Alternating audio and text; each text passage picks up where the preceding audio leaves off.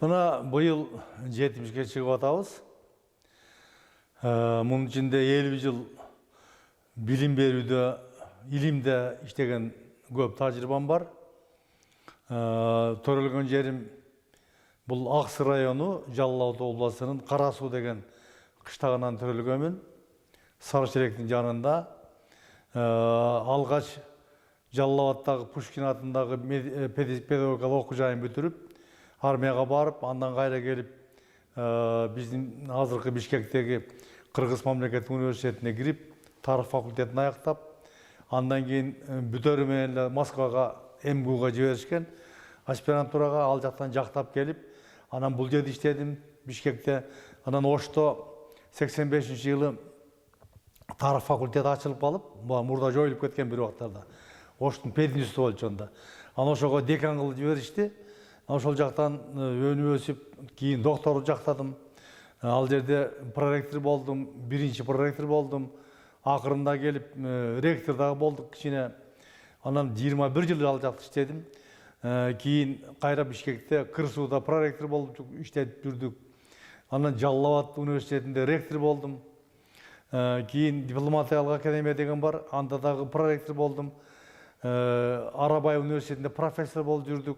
Мына азыр биздин президентибиз Сооронбай Шариповичтин демилгеси ошонун чечими менен быйыл 31 январда Айтматов жана Манас боюнча академия ачылсын деген жарлык чыккан.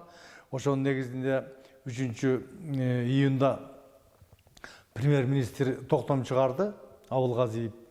Анан ушу токтомго ылайык биз мына Манас жана Чыңгыз Айтматов улуттук академиясы болуп түзүлдүк. Мына ушул жерде ишти баштап атабыз. Мына азыр өзүңөр көрүп тургандай көп жерлерде ремонт жүрүп атат. Жаңы мебелди алып атабыз. Мына буйруса ошо алгачкы иш-чаралардын бири бул мен 70-ке чыгып атканына байланыштуу эл аралык илимий практикалык конференция болгону турат. 19-унда мына башталат. Чет өлкөдөн келишет, Кытайдан, Өзбекстандан, Казакстандан келип атышат, Түркиядан бар делегация. Анан биздин кыргызстандык окумуштуулар конференцияга карата мен 760 беттен турган чоң китеп жарыяладым. Китептин аты Кыргызстан оторчулук доорунда деп аталат. 1855 жылдан 1917 жылга чейинки бүт жана колониалдык доорду камтыйт. Аябай чоң китеп болду. Бул эми көп жылдык менин эмгегим. Андан мурун китептер чыккан. Эми бул жерде канча жыл жаздыңыз? Муну эми баш аягы бул китептин бир эле китептин үстүнө иштеген жокмун да. Ар кандай иштер болуп жүрүп, булар баягы көптөгөн материалдардын топтолушу бир 20 жылдык эмгек болсо керек деп ойлойм да. Анан бул чоң китеп болду.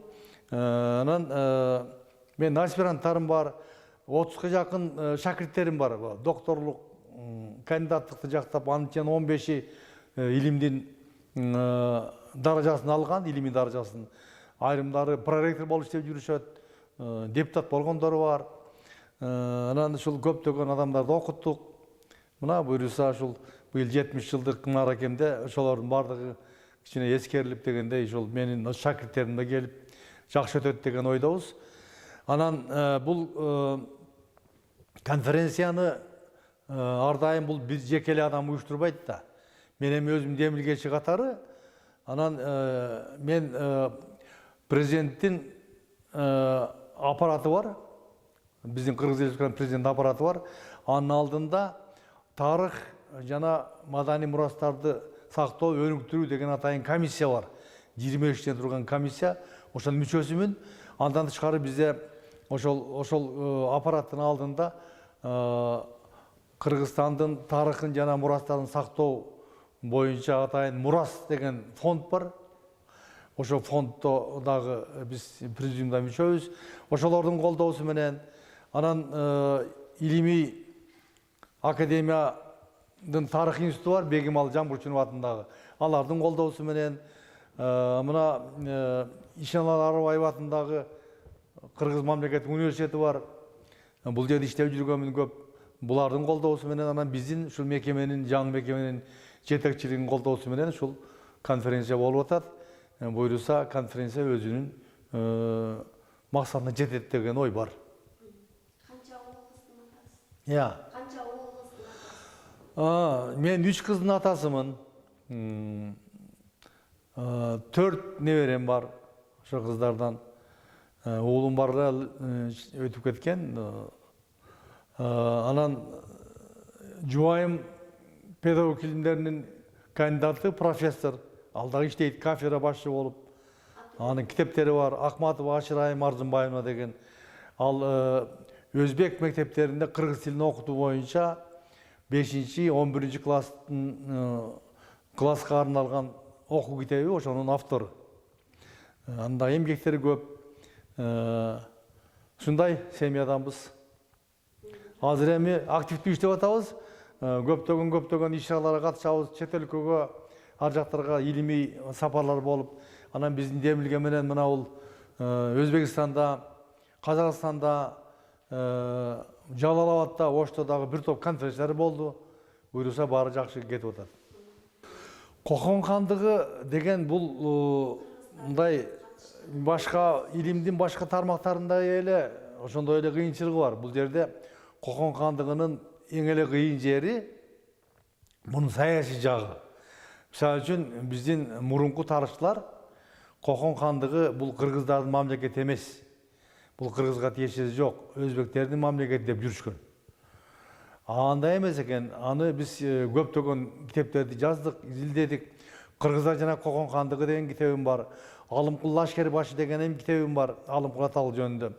Исхак Ашануулу Полоткан деген китебим бар. Алымбек Датка Курманжан боюнча көптөгөн чыгармалар жазганбыз. Бул кыргыздардын дагы мамлекети. 167 жыл өмүр сүргөн Кокон хандыгында анын бийлик башына тургандар ошол өзбектердин көчмөн Миңрусу, кыргыздар, кыпчактардан дагы бир топ, анан тажиктерден дагы ошол Ферган өрөөнүндөгү жашаган негизги калктар булар. Азыркы өзбектер, тажиктер, кыргыздар, кыпчактар, мына ушул 4 элдин биргелешкен орток хандыгы деп айтсак болот. Ал кийинчерээк Кокон хандыгы чоңойгондо Ташкентти басып алган, түштүк Казакстанды басып алган, Кашкарды басып алган. Демек кийин барып ал казактардын дагы мамлекет деп катары кароого болот да. Бул ортачадагы чоң мамлекет болгон. Бухара Хива хандыгында эле андан да күчтүүрөөк. Орустар мына бул хандык менен аябай эсептешкен. Аны басып алуу үчүн анан кийин түндүк Кыргызстанда казактарда мындай бири-бирине карама каршы коюп, ушундай саясат кылышкан. Кокон хандыгына каршы тургузуп. Анан ошонун негизинде акырдык менен 1855-жылдан 76-жылга чейин 20 жылдын ичинде Кокон хандыгын талкалап Орусияга каратып алды. Анын ичинде кыргыздар да кошо карап калды. Мына бир эле кызык окуя, ушуну айтып коеюн. 84-жылы мен Москвада МГУда жактагам кандидаттык диссертациямды. Ошондо атам тирүү болчу, атам барган. Ал 41-жылы декабрда Панфилов дивизиясына Москваны коргогон киши да. Панфиловчу, Кенен Сары, Дүйшөбаев Кенен Сары деген. Анан ошол коргоо ошол жерден жараталып, анан кийин биринчи группа инвалид болуп, мына жакында жакын убакка чейин өлгөндө бир 15 жылдан ашып кетти. Ошо киши Москвада мен банкетте сүйлөп атып, чоң академиктердин арасында мен жактагандан кийин МГУда.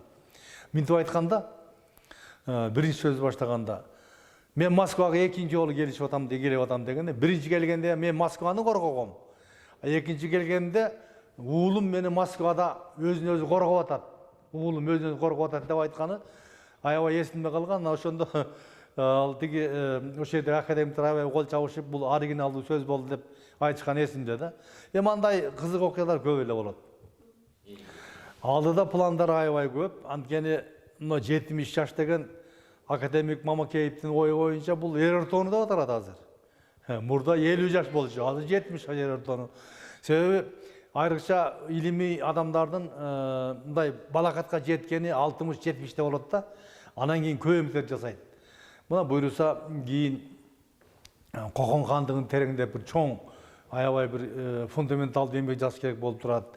Анан ошол кыргыздардын орто кылымдардагы байыркы тарыхы боюнча, анан айрыкча бул жерде Манас жана Айтматов академиясы иштеп аткандан кийин Манастын айланасындагы проблемаларды изилдейбиз. Мен өзүм кызыккан темам, бул жөнүндө бир 10дон ашык макалада жаздым. Манастын тарыхый чындыгы деген. Манас деген баатыр болгонбу, болгон эмеспи? Манас кайсы доордо жаралган? Манас эпосу кайсыл тарыхый фактыларды камтып турат? Ошонун ичинде канчасы дагы төгүн, канчасы чын? Эми жарымы төгүн, жарымы чын деп айтат да манасчылар. А бирок анын ичиндеги негизги сюжет, негизги өзөктүү окуялары бул кыргыздардын тарыхынын чагылдырылышы да. Кыргыздардын тарыхы жылдар эмес, мындай окуялары бир көркөмдөлүп, бир 3-4 кылымдык окуя бир эле окуянын ичине киргизилип, ушундай ар кандай фольклордук өзүнүн жолу бар. Ошондой деңгээлде кыргыздарды бир чагылдырган да, кыргыздардын тарыхын Манаста. Манас деген бул түгөнбөгөн энциклопедия.